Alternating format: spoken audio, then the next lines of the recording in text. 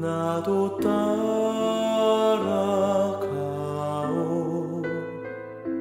모든 물과 피를 흘리신 그 길을 나도 가오.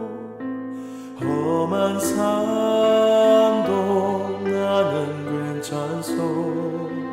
바다 끝이라도 나는 괜찮소. 죽어가는 저들을 위해 나를 버리길 바라오. 아버지 나를 보내주오. 나는 달려가겠소.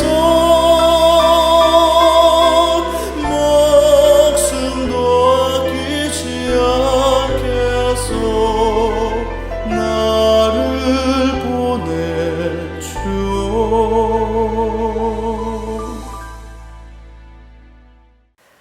안녕하세요. 오늘 공부할 내용은 사도행적 15장 옥에서 노임. 베드로를 구출하시는 참으로 능하신 우리 하나님의 일을 오늘 이제 우리는 보게 될 것입니다. 자, 본문의 말씀 읽어드릴게요. 사도행전 12장 1절로 23절.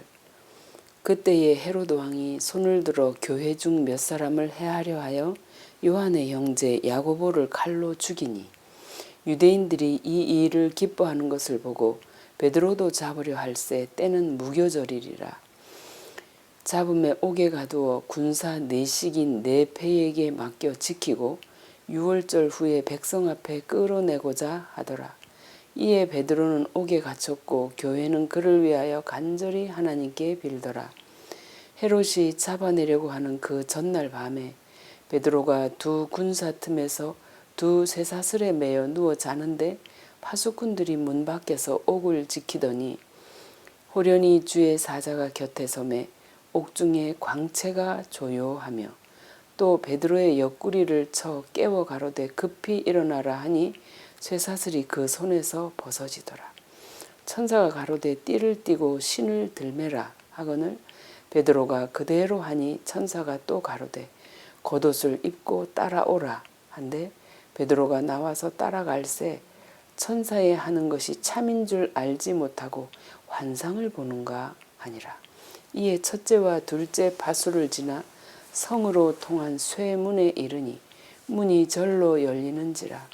나와 한 거리를 지나매 천사가 곧 떠나더라. 이에 베드로가 정신이 나서 가로되 내가 이제야 참으로 주께서 그의 천사를 보내어 나를 헤롯의 손과 유대 백성의 모든 기대에서 벗어나게 하신 줄 알겠노라 하여 깨닫고 마가라 하는 요한의 어머니 마리아의 집에 가니 여러 사람이 모여 기도하더라. 베드로가 대문을 두드린데 로데라 하는 계집아이가 영접하러 나왔다가 베드로의 음성인 줄 알고 기뻐하여 문을 미처 열지 못하고 달려 들어가 말하되 베드로가 대문 밖에 섰더라 하니 저희가 말하되 내가 미쳤다 하나 계집아이는 힘써 말하되 참말이라 하니 저희가 말하되 그러면 그의 천사라 하더라. 베드로가 문 두드리기를 그치지 아니하니 저희가 문을 열어 베드로를 보고 놀라는지라. 베드로가 저희에게 손짓하여 종용하게 하고 주께서 자기를 이끌어 옥에서 나오게 하던 일을 말하고 또 야고보와 형제들에게 이 말을 전하라 하고 떠나 다른 곳으로 가니라. 날이 새매 군사들은 베드로가 어떻게 되었는지 알지 못하여 적지 않게 소동하니 헤롯이 그를 찾아도 보지 못하며 파수꾼들을 신문하고 죽이라 명하니라. 헤롯이 유대를 떠나 가이사랴로 내려가서 거하니라. 헤롯이 두로와 시돈 사람들을 대단히 노여워하나 저희 지방이 왕국에서 나는 양식을 쓰는 고로 일심으로 그에게 나와 왕의 침소 맡은 신하 블라스도를 친하여 화목하기를 청한지라. 헤롯이 나를 택하여 왕복을 입고 위에 앉아 백성을 효유한데 백성들이 크게 부르되 이것은 신의 소리요 사람의 소리는 아니라 하거늘 헤롯이 영광을 하나님께로 돌리지 아니하는 고로 주의 사자가 곧 친히 충이 먹어 죽으니라. 지난번에 우리가 사도행전 5장을 공부할 때에는 제사장들과 간원들에 의해서 베드로가 감옥에 갇혔어요. 그때도 천사의 도움으로 풀려났죠.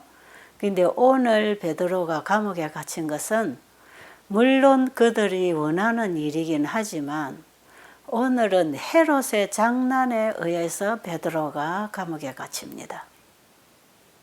이때의 유대 정부는 헤롯 아그리빠의 통치 아래에 있었지요. 그런데 이 헤롯은 갈릴리의 분봉왕이었어요. 이 사람은 유대교에 개종을 했다고 하면서 유대교의 율법이나 의식을 열심히 지키는 사람이었어요.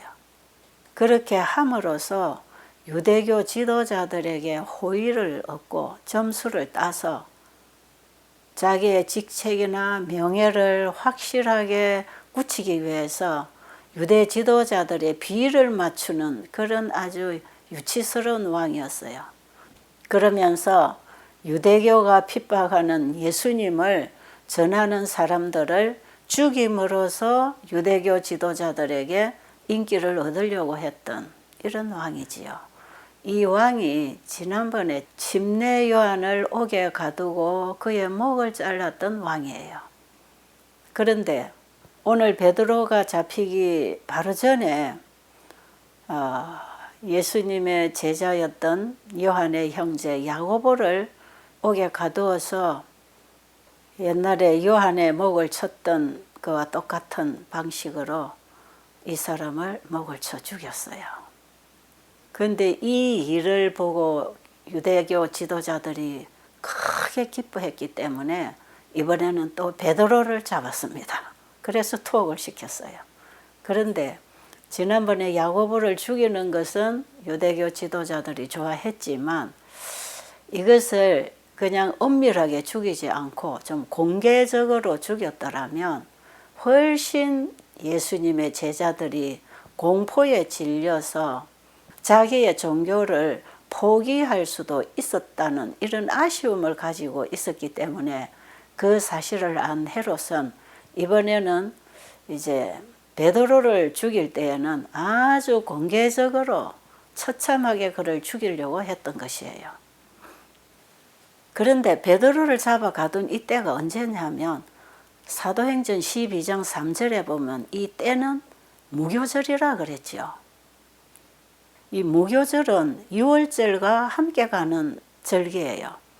유월절은 이스라엘 민족들이 출애굽한 기념으로서 또한 유대 민족의 독립 기념일로서 이들에게는 큰 명절이었어요. 그래서 유대인들에게 있어서 이 유월절은 굉장히 중요한 날이었어요.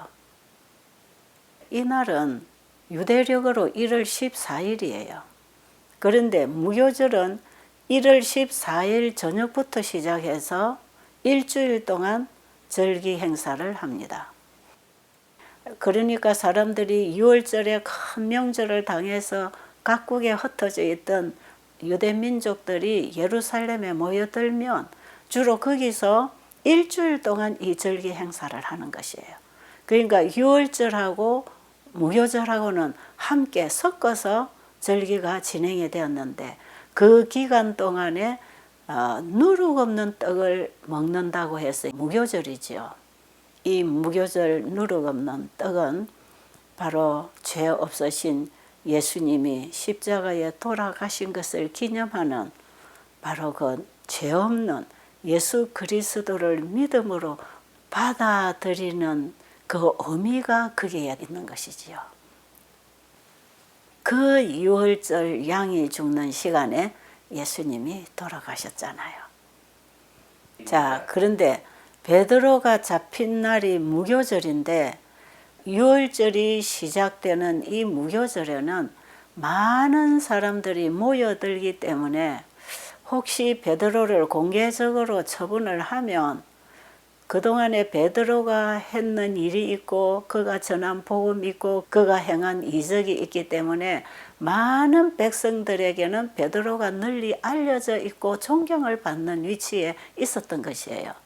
그러니까 많은 사람들이 모여든 가운데서 베드로를 처치하면 혹시 백성들의 반란이 일어나서 헤롯에게 가서 저 사람을 죽이면 안 된다고 풀어야 된다고 하는 이런 석방운동을 할 것이었기 때문에 아무래도 유월절 기간에는 베드로를 처치할 수가 없어서 일주일이라는 시간을 감옥에 가두어 두고 기다리고 있었던 이런 때에 이제 하나님께서 베드로를 구출해 내십니다.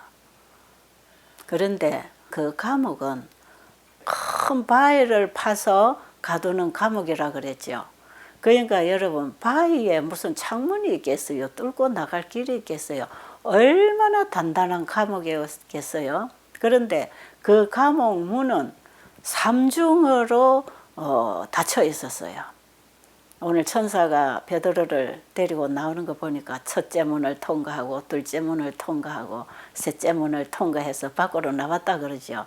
그러니까 첩첩이 문으로 닫아난, 그리고 세빗장으로 쳐서 그 누구도 이것을 뚫고 나오지 못하도록 단단하게 잠가둔 그 문에도 안팎으로 군사들을 파수보게 해서 아주 단단하게 철저하게 베드로를 감옥에 가두어 놓고는 이제 죽일 날짜가 되면 데리고 와서 죽이려고 지금 단단한 준비를 하고 있었어요.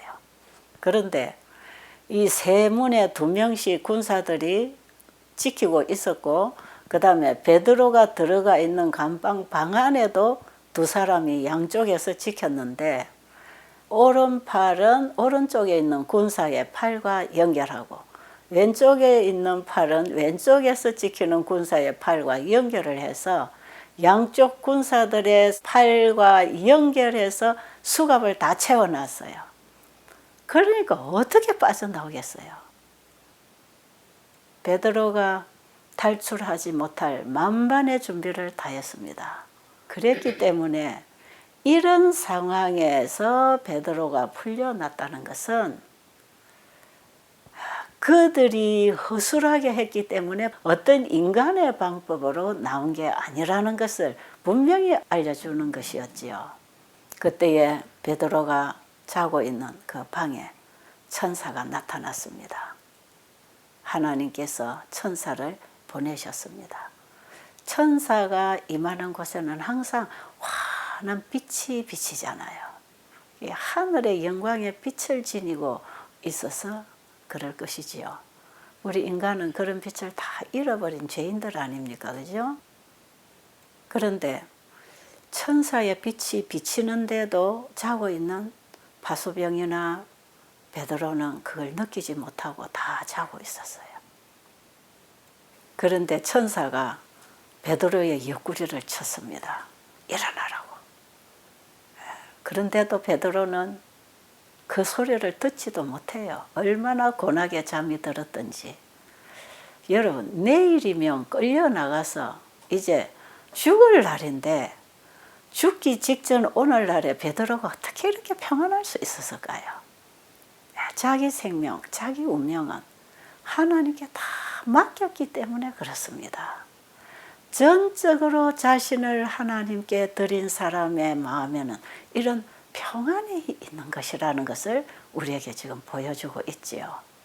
우리가 때로는 어떤 일을 당할 때에 불안하고 초조하고 그래서 안절부절하고 그러다 보면은 깊은 고민과 좌절에 빠지는 이런 일들이 있잖아요. 이런 경우에는 우리에게 하나님에 대한 믿음, 하나님께 신뢰하는 믿음이 없다는 것을 알아야 되겠지요. 베드로는 자기의 생명이 끝나는 이 엄청난 일을 두고 지금 이렇게 곤히 깊은 잠에 들었던 것이에요. 그런데 천사가 양쪽 파수병들에게 연결되어 있는 수갑을 풀어줄 때에 베드로의 손에 천사의 손이 닿으면서 어떤 감촉이 느껴졌을 때에 베드로가 눈을 떴어요. 그때 천사가 베드로에게 일어나라 그랬어요. 그래서 비몽사몽간에 무의식적으로 천사의 말을 따라 행동을 하는 거예요. 천사가 베드로에게 자 이제 띠를 띠고 신발을 신어라. 그리고 겉옷을 입어라. 그리고 나를 따라 나오너라. 그저 천사가 하라는 대로 따라갔어요. 그랬더니 그 문이 하나 솔 열리더니 소리 없이 닫히고 또 다음 문을 만나는데 또 문이 열리고 통과하고 나니까 또 문이 소리 없이 닫히고 세 번째 문까지 통과했어요. 앞에 서서 인도하는 천사를 따라서 베드로는 말없이 걸어갔어요. 오늘 여기 말씀해 보니까 베드로가 평상시 같으면 수다를 떠는 사람인데 오늘은 수다도 떨지 아니하고 조용히 천사가 하라는 대로 하면서 따라 나갔다. 이렇게 기록이 되어 있어요. 예. 그리고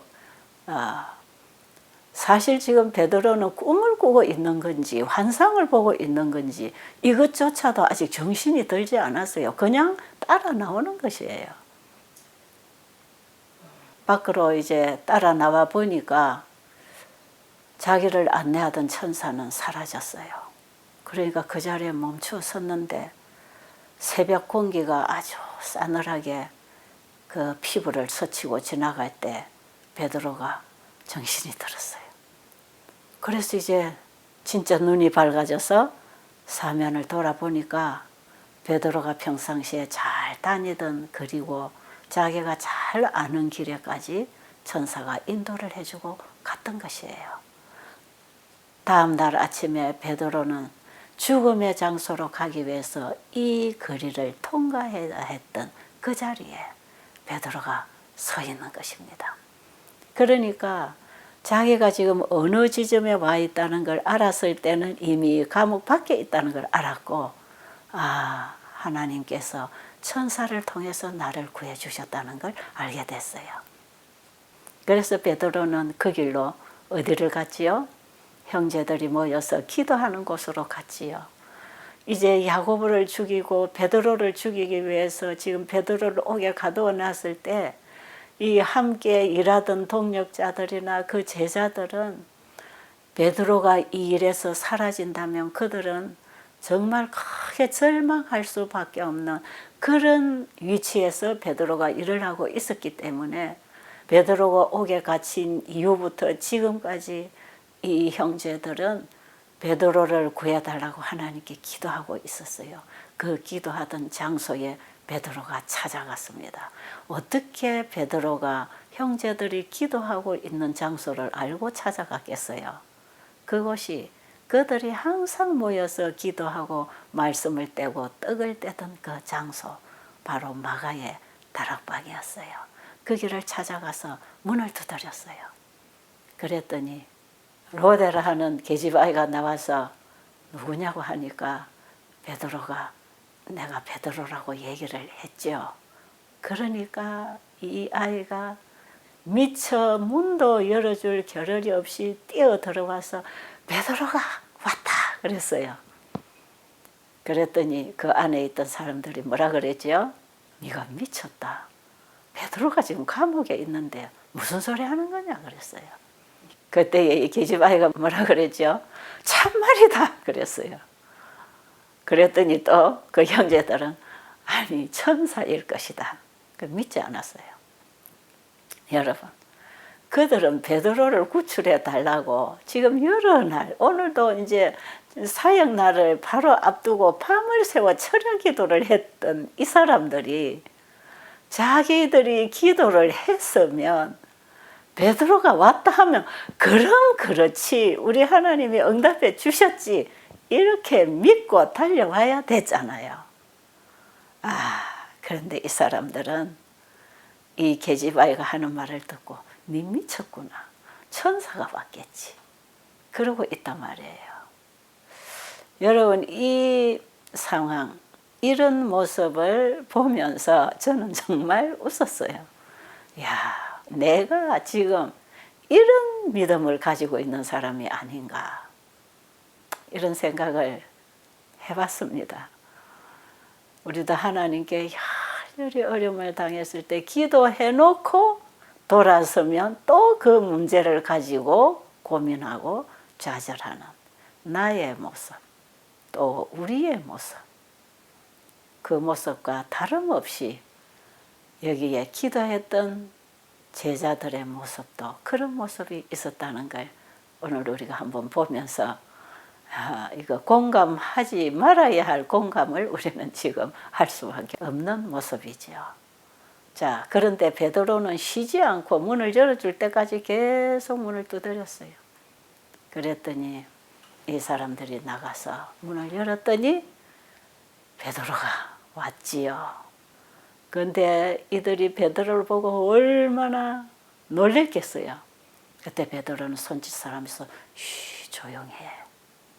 그리고 천사가 감옥에 와서 나를 이렇게 구출해 줬다는 사실을 얘기를 간단하게 하고는 사도행전 12장 17절에 보니까 야고보와 형제들에게 내가 살아났다는 이 소식을 전해줘라. 그리고 베드로는 그 자리를 조용히 떠났어요. 그런데 여러분, 이 성경을 읽을 때 한 가지 의문이 생기지 않나요? 지금 베드로를 감옥에 가두기 전에 앞서 누구를 죽였지요? 요한의 형제 야고보를 죽였어요. 헤롯이. 그런데 오늘 여기 보니까 베드로가 야고보와 형제들에게 내가 살아났다는 것을 전해주라고 했을 때 이 야고보는 누구일까요? 뭐 제자들 중에 야고보가 여러 명이 있는 게 아니었지요. 그런데 이 야고보는 예수님의 형제 야고보라고 우리가 봐야 될 것 같아요. 왜? 예수님이 어머니와 그 형제들과 함께 나사렛에서 살아갈 때에는 예수 동생을 그들이 하나님의 아들로 믿지 못했기 때문에 여러 가지 어려움을 줬지만 예수님이 십자가에 달려 돌아가시고 부활하신 이후에는 그 형제들이 예수님을 믿었어요. 그리고 예루살렘 교회에서 총회가 열릴 때에 이 예수님의 형제 야고보가 그 회의를 진행하는 의장으로서 초대 회장이었어요. 아주 중요한 역할을 하는 사람으로 야고보가 활동했습니다. 그러니까 그 형제를 두고 지금 베드로가 하는 말이라고 믿으면 여러분 혼란스럽지 않겠지요? 그런데 지금 이제 오늘 베드로를 사형시킬 시간이 다가왔지요. 이 소식을 듣고 있던 많은 무리들이 베드로가 사형당하는 그 현장을 보기 위해서 모여들었어요. 그래서 많은 구경꾼들이 모여든 이 시간에 헤롯은 자기 군사들을 보내서 옥에 갇혀 있는 베드로를 끌고 오라고 사람을 보냈어요. 그런데 갔다 온 사람이 뭐라고 보고했을까요? 옥문은 다 잠겨 있고 옥 문지기들도 다 그대로 지키고 있는데 들어가 보니까 베드로가 없어졌다는 것입니다. 그리고 감옥 안에서 베드로를 지키기 위해서 양 손에다가 수갑을 같이 연결해서 차고 있던 그 사람들 손에도 수갑이 다 채워져 있는데 베드로의 손목에 차여 있는 수갑만 풀려서 베드로가 사라진 것이에요. 여러분, 이 소식을 가지고 헤롯 앞에 왔을 때 헤롯은 이 일이 사람으로 일어난 일이 아니고 이거는 하나님의 일이 일어났다는 것을 알아차렸어요. 그런데 그것을 믿고 굴복하려고 한 것이 아니라 감옥을 단단히 지키라고 했고 네가 죄수를 놓치면 너희들의 생명을 내가 다 빼앗겠다고 했던 그 말을 지키기 위해서 그때에 파수보던 그 간수들이 불충실해서 죄수를 놓쳤다고 하면서 그들을 다 죽이라 그랬어요. 이렇게 사악한 이 왕은 하나님께 정면으로 도전하고 무시해버렸습니다. 이것이 헤롯이 죽어야 할 죄였어요. 그리고 이제 베드로가 옥에서 놓이고 얼마 있지 않아서 헤롯은 가이사라로 갔어요. 거기서 큰 파티를 열었어요. 이 축제를 연 것은 백성들을 모아가지고 자기의 모습과 자기의 권위를 그들 앞에 자랑하면서 유대 민족들의 갈채를 받기 위해서 이런 축제를 열었어요. 지금 여러분, 야고보를 죽인 거나 베드로를 죽이려고 했던 이 모든 것도 실제로 유대 제사장들과 관원들로부터 칭송을 받고 갈채를 받기 위해서 이런 일을 저질렀던 것이에요. 오늘 열었던 이 축제도 그런 정신으로 내 잘난 것 드러내고 싶어서 굉장히 화합판으로 파티를 열었던 것이에요. 그가 입고 나온 옷은 은금으로 반짝이는 보석 같은 옷들을 입고 나왔다 그랬죠. 거기 참석한 사람들이 볼 때는 눈이 보실 만큼 화찬란한 의복을 입고 모습으로 단장하고 나와서 사람들의 마음에 감복시킬 만한 웅변으로 아주 기분 좋은 연설을 했던 모양이에요. 그러니까 백성들이 진짜 그야말로 홀렸습니다. 그때의 이 청중들이 이 헤롯 왕에게 칭송을 보내면서 했는 말이 사도행전 12장 22절에 기록되어 있지요. 뭐라고 그랬지요? 이것은 신의 소리요 사람의 소리가 아닙니다 하고 아첨하는 말들을 했어요.